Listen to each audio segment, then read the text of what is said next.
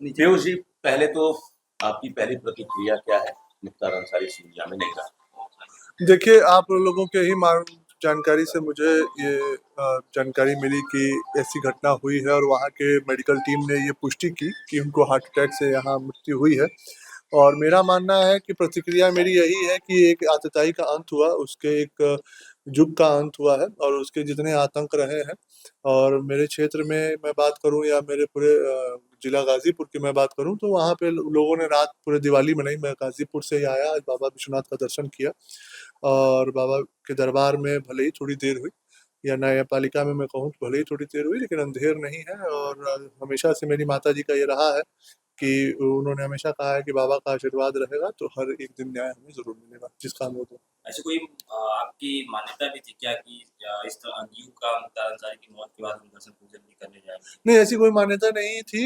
ये ज़रूर था कि हमारे पिताजी का जन्म होली के दिन हुआ था और मैं व्यक्तिगत तौर से कभी भी होली नहीं मनाया, उनके मृत्यु के उपरांत, ना होली ना दिवाली।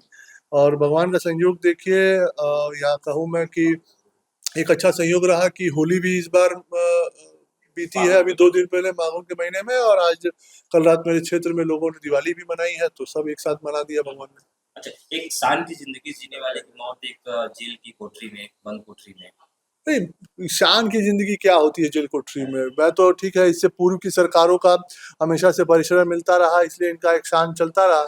और यही एक बदलाव देखने को, एक साफ नियत की सरकार जब 2017 में पूजनीय महाराज जी की उसमें आई, तो पूजनीय महाराज जी की जो ज़ीरो टॉलरेंस की नीति रही अपराध के खिलाफ, आज उसी का नतीजा है कि सारे शान शौकत इस जेल कोठरी में खत्म हो गए।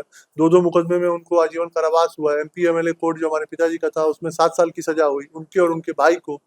तो ये शान की जिंदगी नहीं है, एक अपराधी की जिंदगी का यही हश्र होता है और उसी का ये नतीजा है। अच्छा, एक हम पॉलिटिकल रिएक्शन लेना चाहेंगे। अजय राय जिनके भाई की मर्डर में भी उनका नाम सामने आया था, वो अब इस मामले में बोलने से पीछे हट रहे हैं।